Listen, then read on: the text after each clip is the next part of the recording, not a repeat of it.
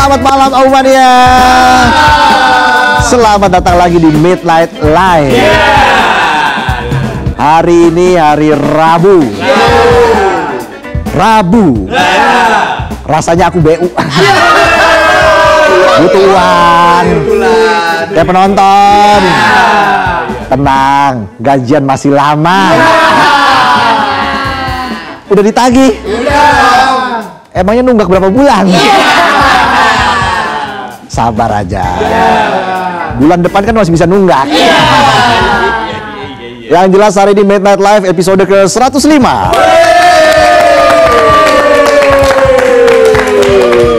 Jadi langsung saja kita mulai. Inilah Midnight Live.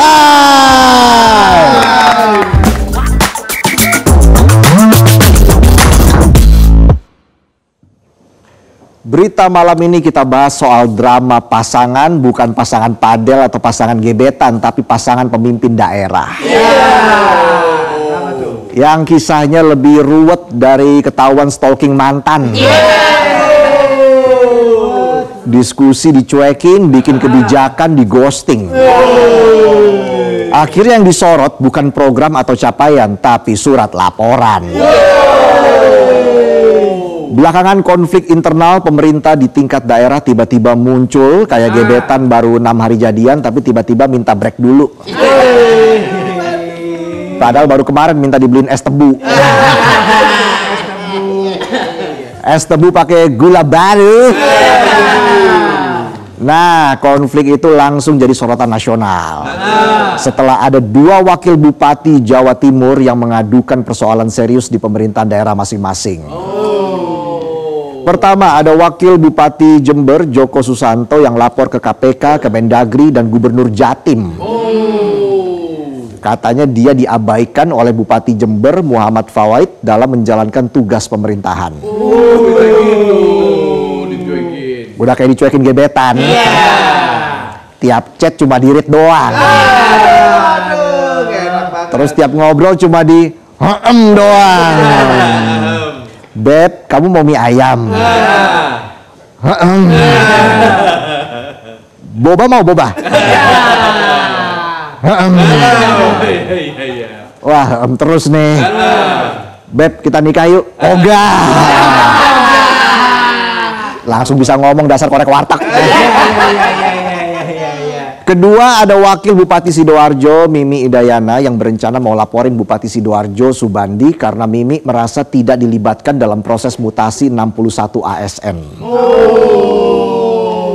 Ibarat sepasang mempelai yang dipajang pas resepsi, giliran foto bareng keluarga besar mempelai wanitanya disuruh megang lighting. Gue cipratin bumbu kacang juga nih. Kan ada sate. Akhirnya kasus ini jadi ramai dibahas, soalnya jarang banget ada pejabat daerah konfliknya buka-bukaan kayak gini. Biasanya kan konflik internal itu ditutup-tutupin ya. Biasanya. Kita bahas dulu Wakil Bupati Jember, Joko Susanto, yang laporin Bupati Jember, Muhammad Fawait, ke KPK.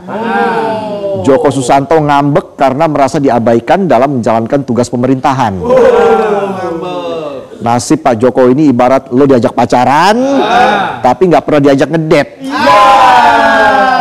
nggak pernah diajak staycation, cuma jadi pajangan doang. Biar kalau ditanya pas reuni keluarga ada jawabannya. Udah punya pasangan? Ada. Cuma nggak pernah diposting aja. Akhirnya Joko mengirim surat tertanggal 4 September 2025 kepada KPK, Mendagri, dan Gubernur Jawa Timur.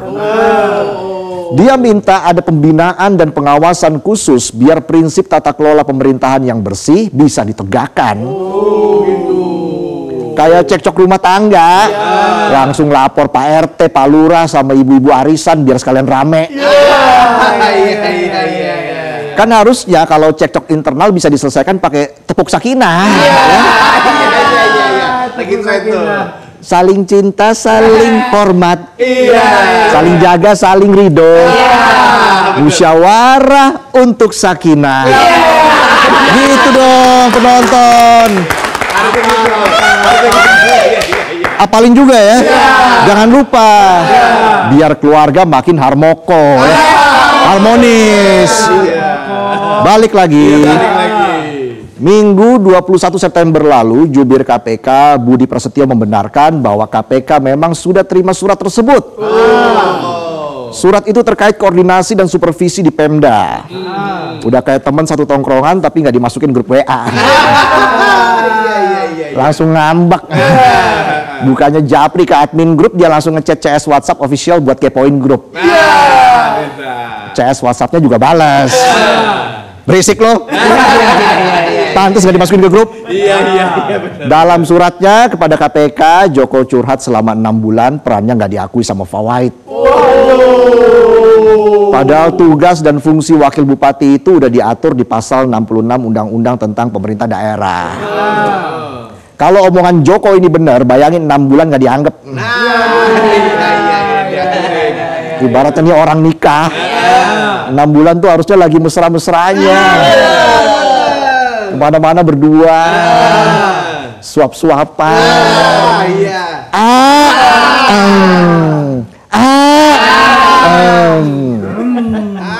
minum silang-silangan,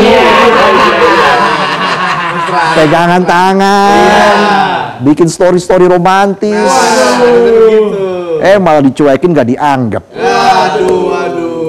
Pengabaian tersebut terlihat dari tidak dilibatkannya wakil bupati dalam proses perumusan kebijakan dan agenda resmi pemerintahan daerah. Ya ibarat pacaran udah serius tapi setiap ada acara keluarga nggak pernah diajak.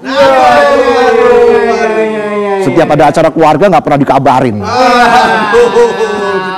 Padahal tiap weekend ngechat, kapan aku dibawa ketemu ortu kamu? Kamu nggak serius ya sama aku? Aku serius sama kamu sayang. Cuma aku kan memang udah yatim piatu. Masa kamu nggak aware sih? Akibatnya nggak cuma sakit hati tapi juga berdampak pada tidak terlaksananya asas-asas umum pemerintahan yang baik atau AUPB. Pastinya. Jadi dalam laporannya Joko menilai ada 6 pelanggaran regulasi di Pemkab Jember. Pertama, pembentukan tim pengarah percepatan pembangunan daerah atau TP3D dirasa tumpang tindih dengan tugas dan fungsi wakil bupati. Pak Joko ibarat teman satu divisi di kantor, tapi kepala divisi bikin grup lagi yang nggak ada dianya. Nama grupnya All Star Anti Joko Joko Club.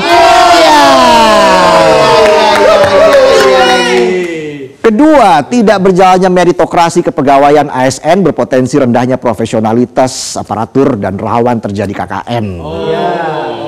Inspektorat juga dianggap lemah dan tidak independen dalam menjalankan pengawasan sehingga ada sejumlah ASN yang dipaksa mengundurkan diri setelah dilakukan pemeriksaan. Ini kayak sekolah bilang sistem ranking dihapus biar penilaian adil. Tapi ujung-ujungnya yang juara tetap anak wali kota.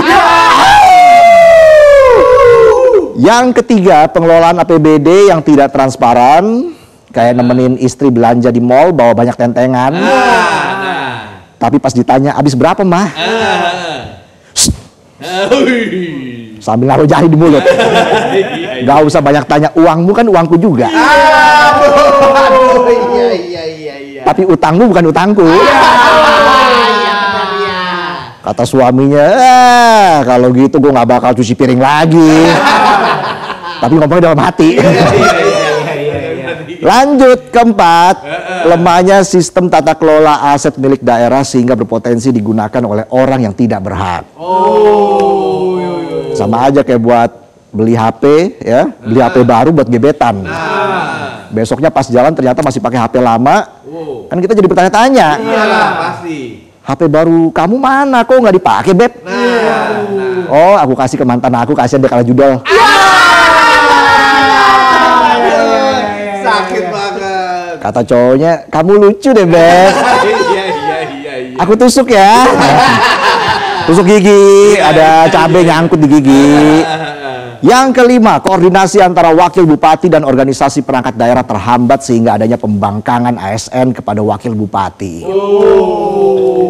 Ya namanya konflik udah kayak abang-abangan kampus lagi slack, yang satu demen banget traktir ade-adean, yang satu demen banget kasih wejangan. Ya jelas lah pada ngikut yang suka traktir. Iya, pasti.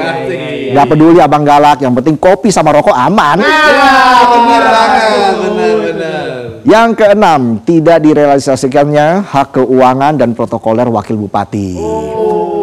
Kalau ini ibarat udah nikah tapi uang nafkah nggak dikasih. Waduh. Jangan ya Pak ya. Iya, jangan dong. Jubir KPK Budi Prasetyo bilang dalam pelaksanaan fungsi tersebut KPK berkomitmen untuk terus melakukan pendampingan dan pengawasan kepada pemerintah daerah dalam upaya-upaya pemberantasan korupsi. Salah satunya melalui instrumen Monitoring, Controlling, Surveillance for Prevention atau MCSP. Sampai muncrat. MCSP yang berfokus pada 8 area. Mulai perencanaan dan penganggaran, perizinan sampai pelayanan publik. Istilahnya ribet banget pakai bahasa Inggris, tapi intinya simple, mau ngecek biar pejabat nggak nakal. Iya. Kayak pacar bilang aku nggak ngelarang kok, tapi tiap keluar rumah ditanya kamu kemana, sama siapa, pakai kaos kaki apa, pulang jam berapa, Pasti. jangan lupa foto Sherlock ya per 2 menit. 2 menit udah kayak paslon ngomong pas debat. Iya lagi. Waktu Anda 2 menit dimulai ketika Anda berbicara. Iya. Baik, waktu Anda sudah habis. Baik Pak, mohon maaf, terima kasih Pak. Mohon maaf. Iya lagi. Cukup Walid, kamu sudah kelewatan Walid. Kenapa jadi Walid? KPK juga mengajak partisipasi seluruh elemen masyarakat untuk turut serta dalam pembangunan daerah, istilah kata kolaboratif governance. Simpelnya kayak lagi nongkrong di warkop, wajib patungan, ada yang bayar kopi, ada yang bayar gorengan, kalau nggak punya duit yang modal gibahan. Iya.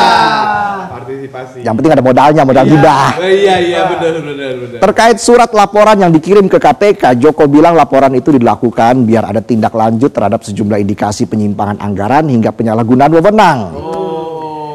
Joko ngerasa penyusunan rencana APBD maupun belanja anggaran nggak transparan. Bahkan Joko selaku Wabub nggak dapat akses buat ngawasin. Waduh.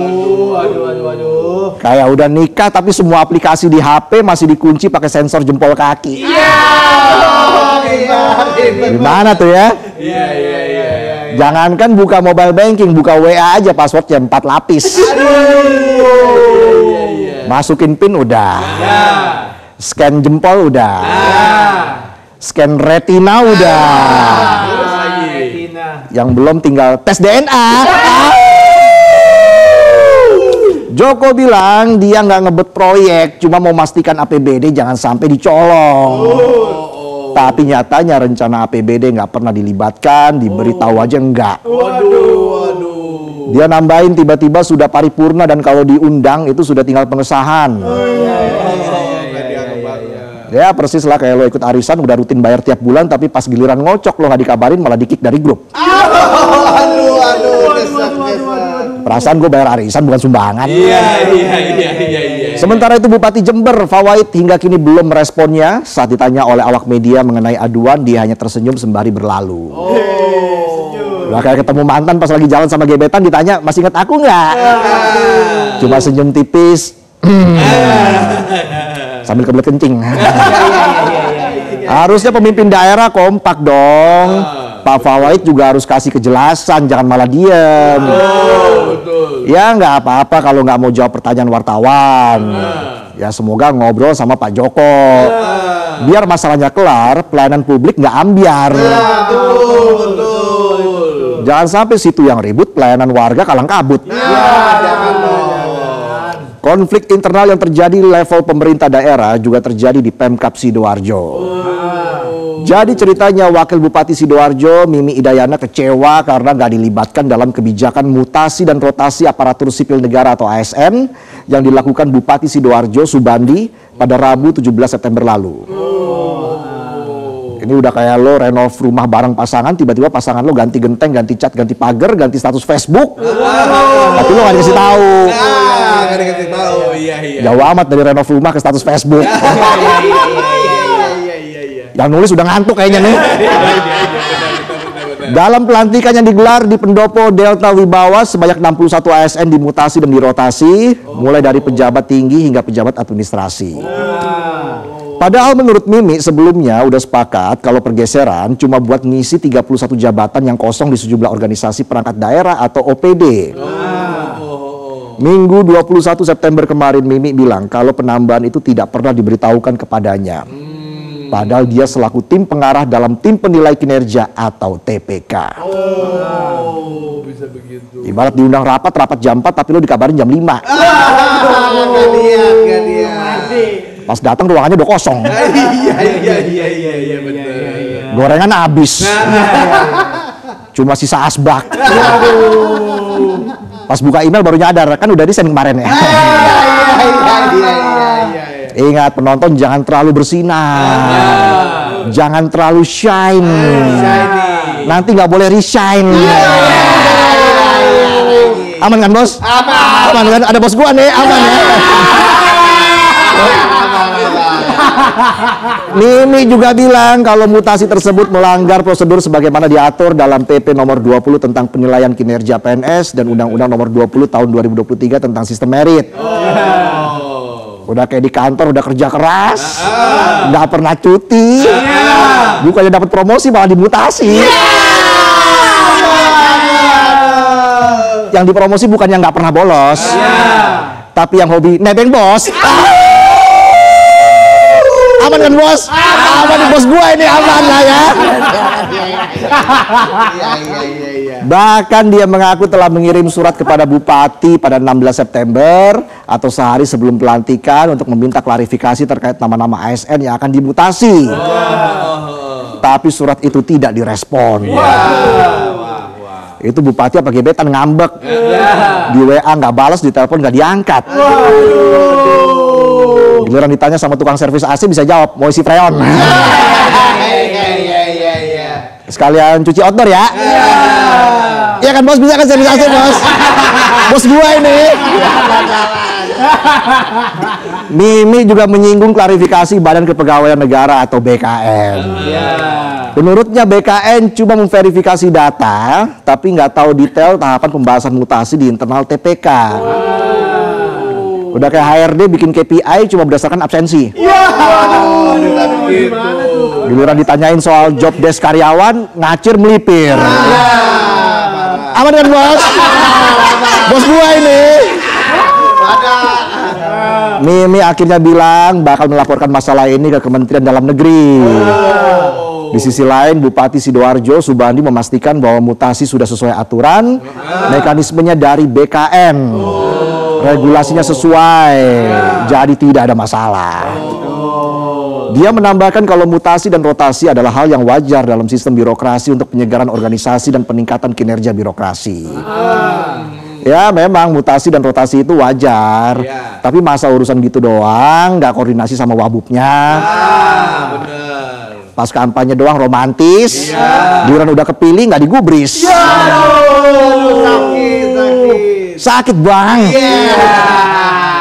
Dan terkait rencana wabubnya akan melaporkannya ke Kemendagri, Subandi mengaku tidak masalah dalam persilahkan wakilnya melapor ke Kemendagri. Subandi bilang nggak apa-apa, silakan. Wong saya cuma manusia biasa makan nasi. Beda orang itu ya. Itu bukan Subandi. Itu kan yang dia juga ngaku terbuka dengan adanya perbedaan pendapat dengan wakilnya. Namun dia menegaskan tidak melakukan jual beli jabatan. Ya semoga beneran ya Pak. Kan yang udah-udah jabatan jadi barang dagangan. Asal bayar karir lancar. Merespon rencana Wabub Sidoarjo, Mimi Idayana yang akan melaporkan Bupati Sidoarjo Subandi, Kapuspen Kemendagri Beni Irwan Selasa kemarin bilang pihaknya akan menunggu dan mempelajari jika memang ada laporan dari daerah. Beni bilang sampai saat ini Kemendagri belum menerima adanya laporan dari Mimi. Tuh laporannya ditunggu.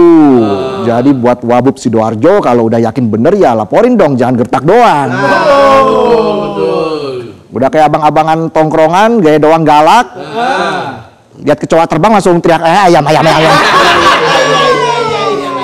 Kecoa apa ayam jadinya.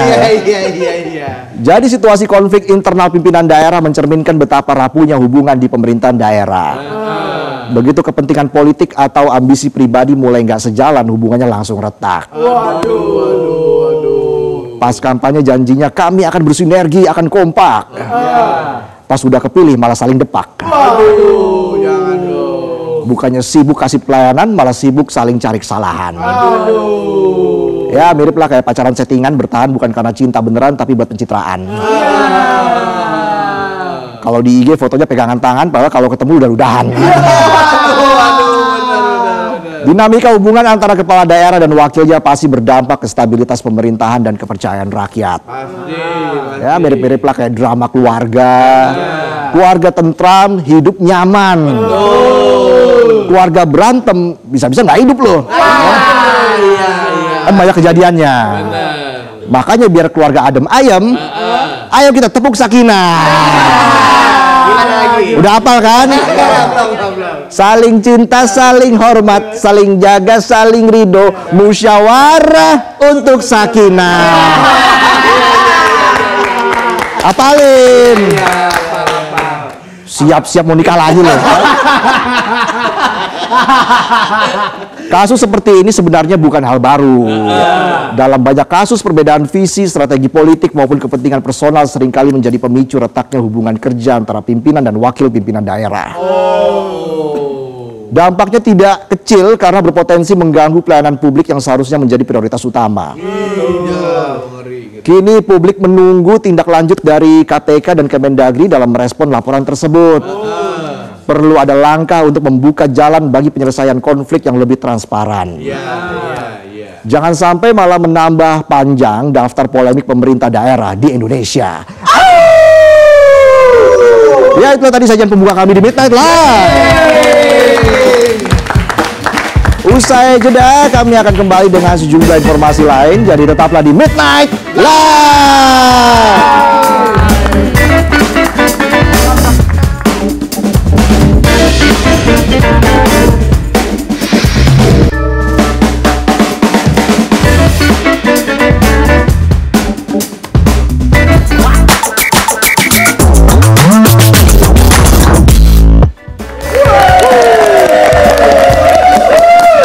Kembali lagi di Midnight Live. Auman ya, mana suaranya? Nah, berita kali ini aja-aja ada. Ada-ada aja. Kejadiannya di Pancoran Mas, Depok, Jawa Barat. Seorang anak berusia 7 tahun terjebak dalam mesin cuci. Wow, bisa gitu. Aksi penyelamatan bocah 7 tahun oleh petugas Damkar Kota Depok viral di media sosial. Dalam video terlihat petugas lagi narik-narik kaki anak yang kejepit di dalam mesin cuci. Posisinya sampai ngelipet kayak kabel charger nggak digulung, asal masukin tas. Setelah ditarik dengan lembut dan diiringi doa ibu, akhirnya anak itu berhasil dikeluarkan dari mesin dalam keadaan selamat. Dan juga dalam keadaan sehat dan mungkin sedikit trauma kalau lihat jemuran ya. Menurut Kabid Pengendalian Operasional Dinas Pemadam Kebakaran dan Penyelamatan Kota Depok, Tesi Ariati, kejadian berawal saat ibu korban lagi di kamar mandi, tahu-tahu anaknya nangis kejer dan ketemu dalam kondisi terjebak di dalam mesin cuci dengan tangan dan kakinya kejepit. Ibu korban dan warga sekitar udah coba nolong, ada yang narik, ada yang nyorakin, ada yang ngasih sugesti, ayo nak kamu bisa, tapi si anak masih kejepit. Hingga akhirnya mereka minta bantuan damkar. Damkar idola. Oke, itu tadi informasinya.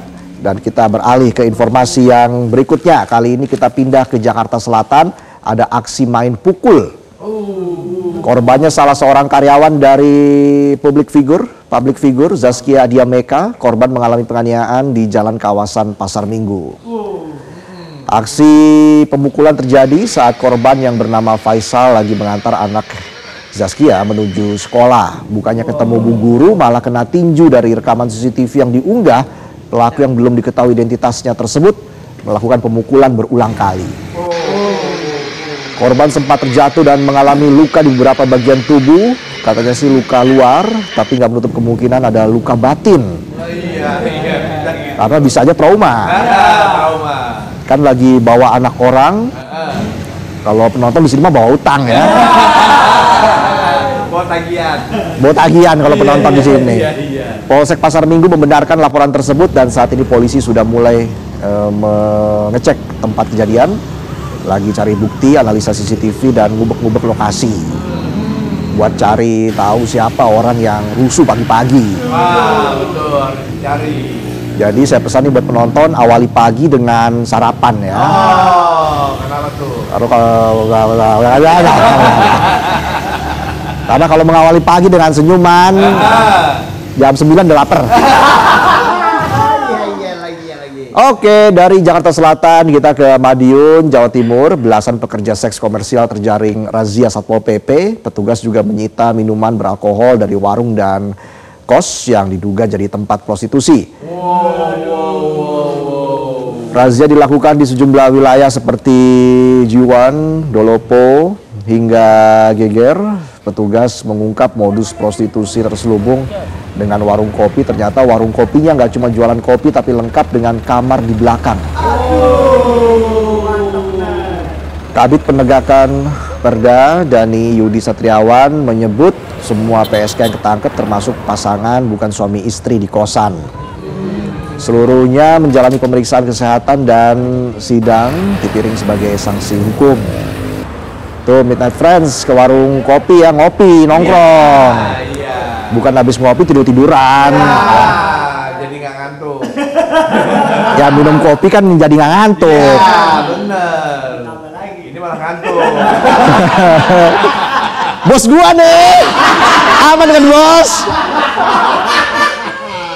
Dari Madiun, Jawa Timur, ada aksi pencurian modus pecah kaca mobil terekam jelas oleh CCTV.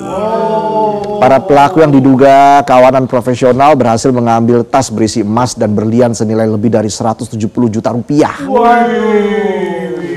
Peristiwa tersebut terjadi saat kendaraan diparkir di warung makan. Pelaku yang diduga berjumlah 2 orang datang dengan 1 sepeda motor dan mendekati mobil putih yang diparkir. Pemiliknya lagi makan malam. 1 pelaku terlihat mendekati mobil sambil celingak-celinguk lihat kondisi di dalam mobil. Sedangkan 1 pelaku lain mengawasi situasi sekitar. Tidak berselang lama 1 pelaku memecahkan kaca mobil dengan cara didorong dan menguras barang berharga di dalamnya. Selain emas, berlian, dan 2 ponsel, para pelaku juga membawa laptop dan dokumen penting dengan kerugian 170 juta rupiah. Korban menyebut saat kejadian kondisi lingkungan sepi disertai hujan lebat sehingga tak terdengar suara ketika para pelaku beraksi. Sementara pasca kejadian, korban telah melaporkan kasusnya ke Mapolsek Rawalumbu.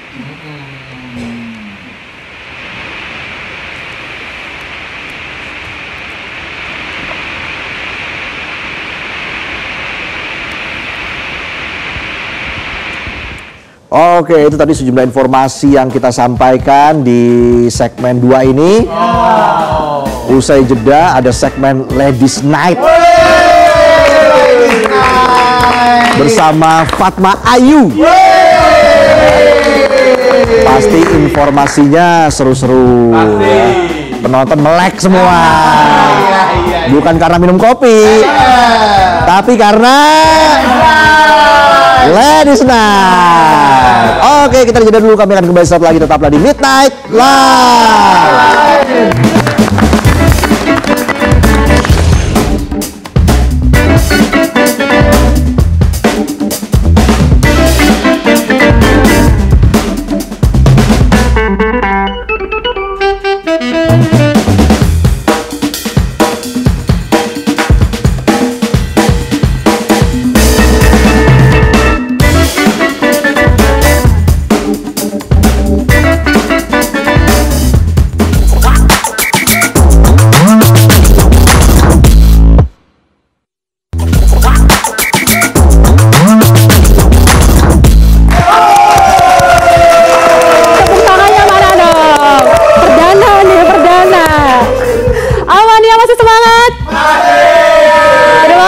Masih di Midnight Live. Kalau tadi ada Reza, kali ini ada Fatma. Cocok ya? Cocok. Kali ini Fatma akan bawakan spesial nih. Segmen apa nih? Segmen Ladies Night.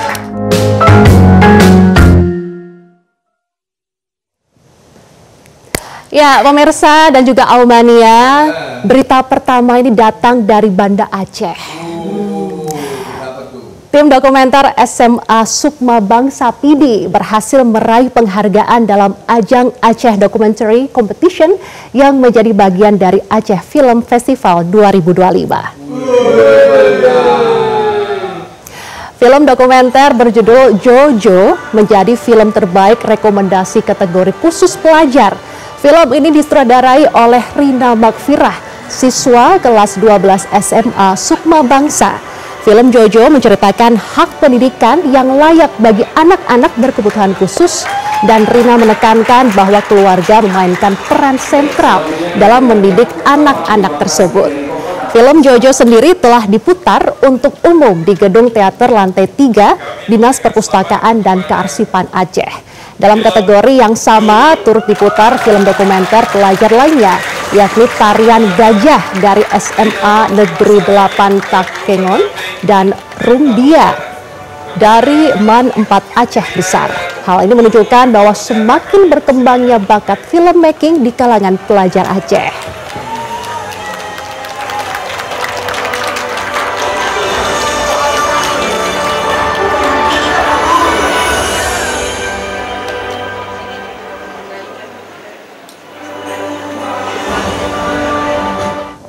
Masih dari dunia film, kali ini ada film animasi karya mahasiswa yang bikin heboh sosial media. Film animasi berjudul Ikan Mas Turdedari digarap oleh mahasiswa MMTC Yogyakarta bernama Aditistia.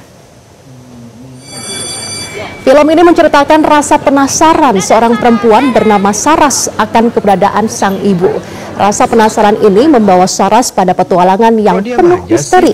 Saras juga ditemani seekor ikan mas ajaib yang menjadi kawan setianya.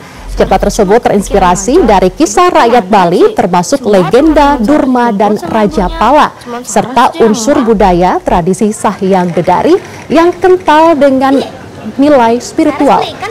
Adis pun mengunggah cuplikan film untuk tugas akhirnya di akun Instagramnya @adismengakak dan telah ditonton lebih dari 1,4 juta viewers. Warganet terpukau dengan kualitas visual animasi filmnya dan menilai film ini mempunyai visual yang setara dengan standar internasional serta memiliki cerita yang menarik karena mengangkat budaya Bali. Jadi apa bisa ketemu ibu?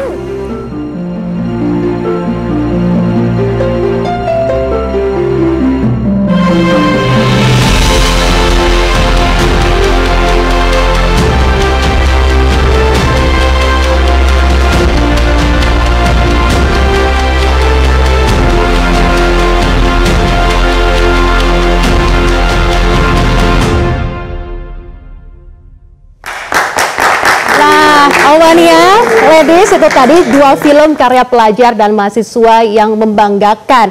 Gimana penonton? Keren nggak? Penonton kira-kira bisa nggak bikin film animasi? Bisa pusing. Kalau saran saya jangan ya. Karena bikin satu Indonesia bersatu. Bersatu untuk membuli. Jangan ya, jangan terulang kembali. Kita harus all out jika ingin membuat sesuatu ya. Oke. Tadi ngomongin soal film, kali ini aku akan ngomongin soal atau ngajak para ladies dan juga Aumania ini ke dunia fantasi. Fantasi apa itu? Tapi ini bukan sembarang fantasi. Ini juga bukan fantasi yang aneh-aneh ya. Jangan disamain sama pikiran penonton. Pusing ya. Jadi ini aku akan ajak Aumania ini ke dunia Barbie yang manja ulala. Dunia Barbie ini hadir di Jakarta dan sekaligus pertama di Asia. Wih, tepuk tangan dong. Bertemakan World of Barbie Dreams Meet Here. Seperti apa keseruannya? Ini dia liputan Fatma untuk Aumania.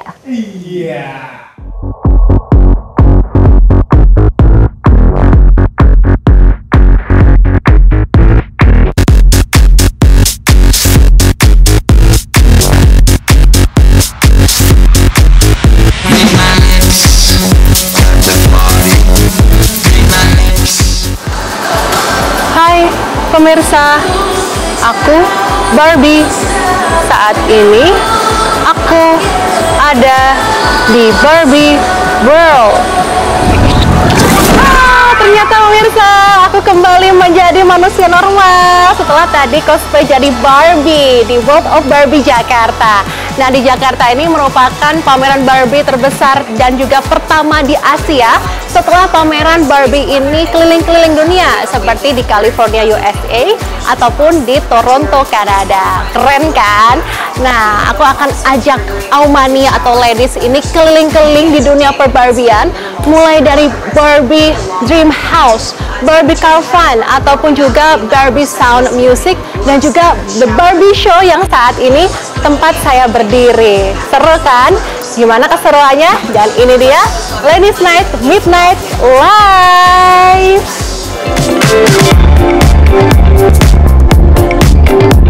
Untuk pertama kalinya di Asia, pameran interaktif bertajuk World of Barbie Dreams Meet Here hadir di Jakarta. Pameran ini digelar di area seluas 25.000 meter persegi, menghadirkan dunia Barbie dalam ukuran nyata yang penuh warna dan imajinasi. Konsep pameran ini tidak hanya sekedar menampilkan boneka dan aksesoris. Pengunjung benar-benar diajak masuk ke dunia Barbie dengan berbagai ruang tematik yang bisa dijelajahi. Mulai dari rumah impian Barbie yang ikonik, kendaraan petualangan, hingga studio kreatif yang memungkinkan pengunjung mencoba berbagai peran layaknya Barbie. Tujuan utamanya adalah menghadirkan pengalaman imersif di mana anak-anak bisa bermain sekaligus belajar, sementara orang dewasa bisa bernostalgia dengan tokoh boneka yang pernah menemani masa kecil mereka.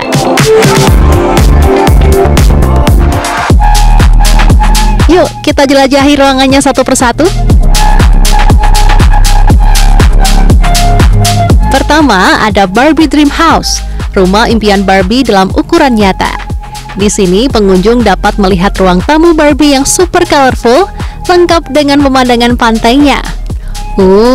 Cocok untuk bersantai setelah berenang di pantai seharian atau capek sehabis kerja. Nah, di samping ruang tamu ada ruang kerja Barbie yang cute banget, lengkap dengan laptop dan kursi pinknya. Ada juga lampu kuning yang eye-catching dan dipercantik dengan hiasan dinding yang matching dengan desain interiornya.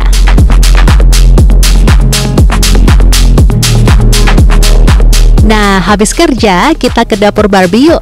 Masih dengan nuansa pink dengan peralatan dapurnya yang sangat lengkap.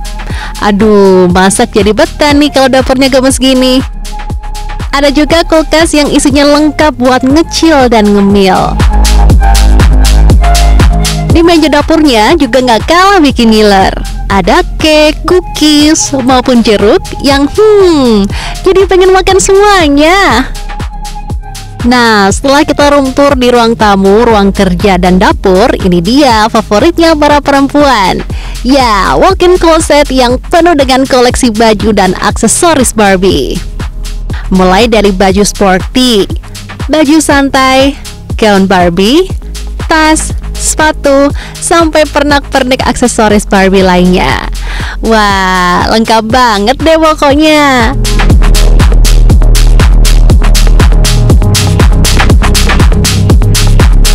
Tidak hanya itu, rumah Barbie juga dilengkapi kolam renang loh.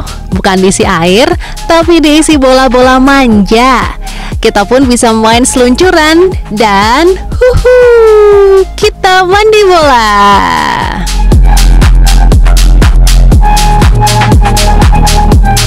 Seru banget. Nah, yang gak kalah seru adalah Dream Camper Van, sebuah mobil camping yang diciptakan dengan detail tinggi oleh West Coast Customs. Mobil ini bisa dimasuki sehingga pengunjung benar-benar merasakan sedang berpetualang bersama Barbie di alam terbuka.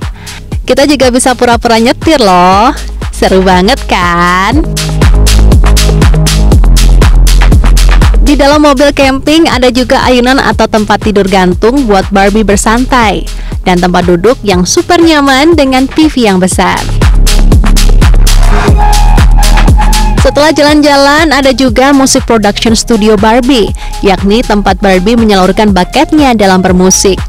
Mulai dari memainkan musik DJ, bermain drum, bernyanyi, hingga bermain gitar.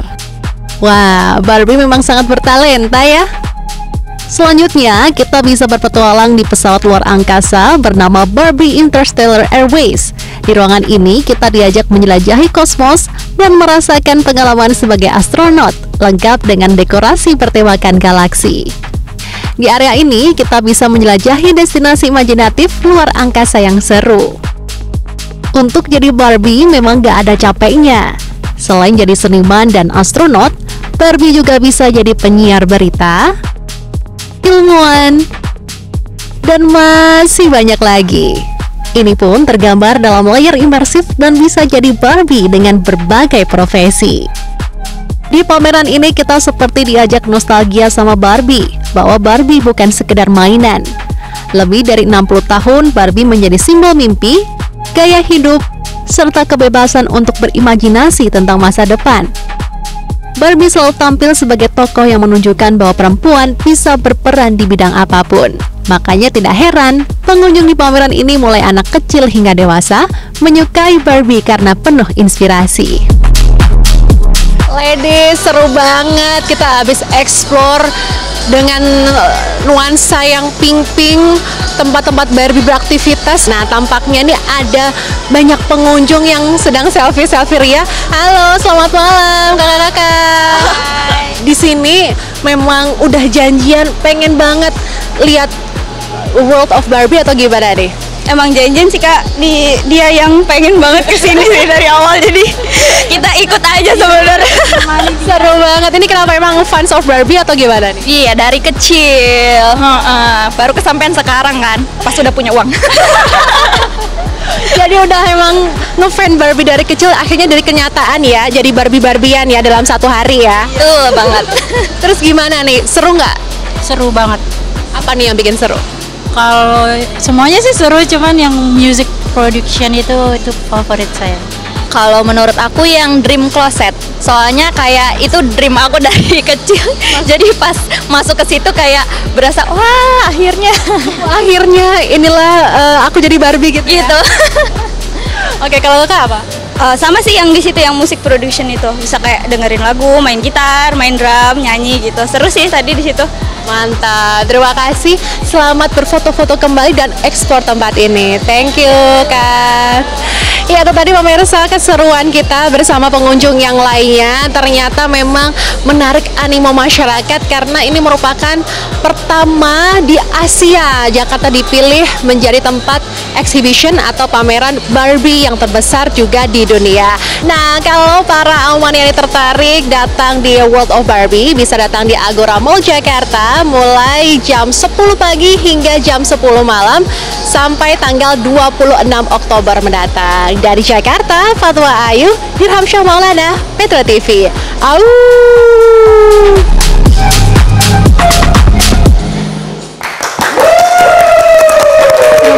Terima kasih.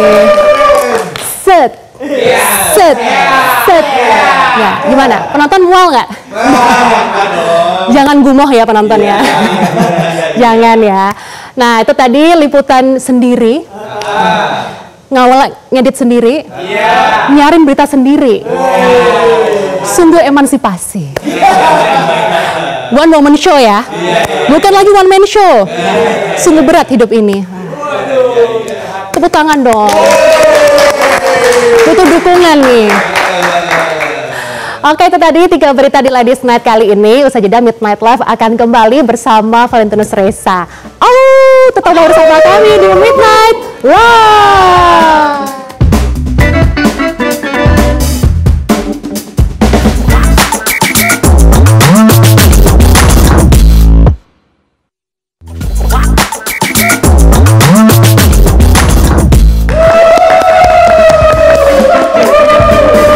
Lagi di Midnight Live. Oh, mana suaranya? Gimana tadi Ladies Night? Seru kan? Nah, kita juga masih punya informasi lain. Di tengah kesibukan dan padatnya aktivitas warga ibu kota, kebutuhan untuk sejenak melepas penat menjadi penting. Penat tuh artinya kacang. Maksudnya, oh, pinat ya. Ya. Nah, biar cair dikit. Nah, salah satu caranya bisa dengan mengunjungi tempat nongkrong yang menawarkan lebih dari sekedar makanan dan minuman. Seperti kafe berikut ini yang menggabungkan konsep unik untuk memanjakan pengunjungnya. Dan berikut liputan selengkapnya. Jakarta, kota besar yang tidak pernah tidur. Lampu jalanan menyala terang, klakson kendaraan bersahut-sahutan, dan orang-orang yang sibuk mengejar waktu. Dari pagi sampai malam, seolah hidup di ibu kota ini selalu berpacu dengan detik. Namun di balik semua kesibukan itu ada satu hal yang sama-sama dibutuhkan oleh setiap orang. Refreshing! Karena sekeras apapun kita bekerja, tetap ada waktunya untuk berhenti sejenak, menarik nafas, lalu menikmati hidup. Hari ini saya sengaja mengunjungi sebuah kafe di bilangan Jakarta Barat yang mengusung konsep 3-in-1, namanya Green Fox. Jadi nggak perlu nunggu malam, karena di siang hari kafe bisa jadi persinggahan nyaman untuk rehat dari aktivitas. Apalagi kalau baru datang udah disuguhin es krim yang tersedia berbagai varian rasa. Siang-siang gini enakan makan yang seger-seger alias es krim. Di sini soalnya ada gelato, kita cobain ya. Mas, ini hijau-hijau nih, kita cobain yang hijau nih. Dubai coklatnya enak ya. Boleh pistachio sama Dubai coklat ya. Satu skop aja. Boleh.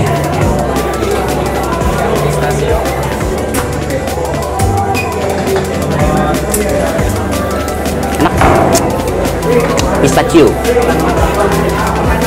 Ini yang Choco Dubai, yang lagi trendy Choco Dubai. Enak, mantap. Banyak cara dilakukan untuk menstimulus otak secara positif. Salah satunya dengan bermain video game. Jadi, datang ke kafe dengan layanan video game tentu menjadi hiburan lebih bagi saya.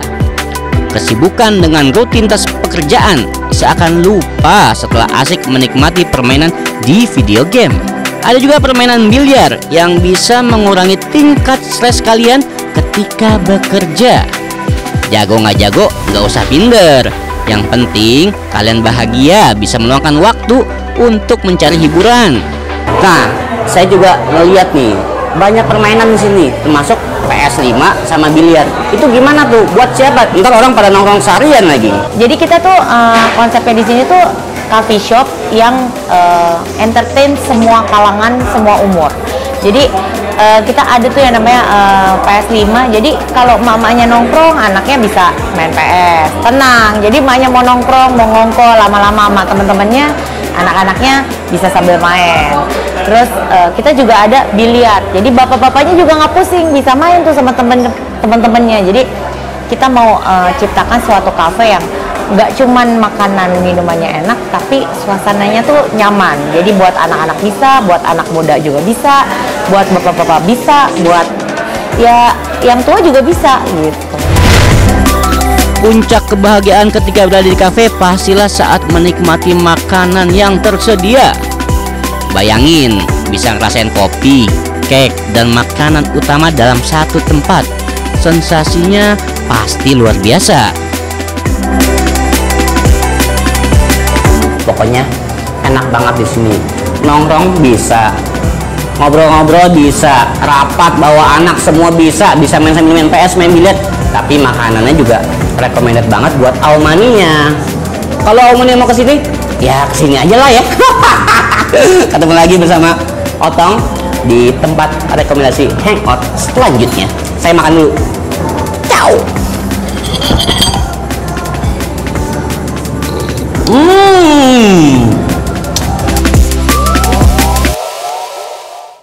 Boleh juga. Ya.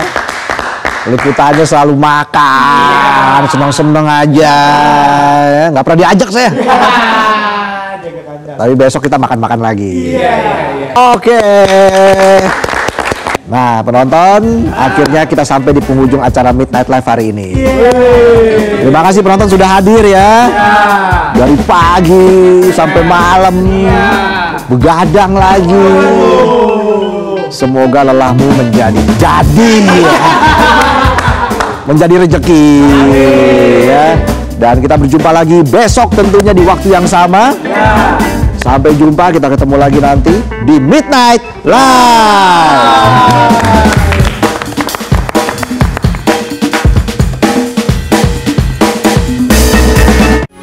Metro TV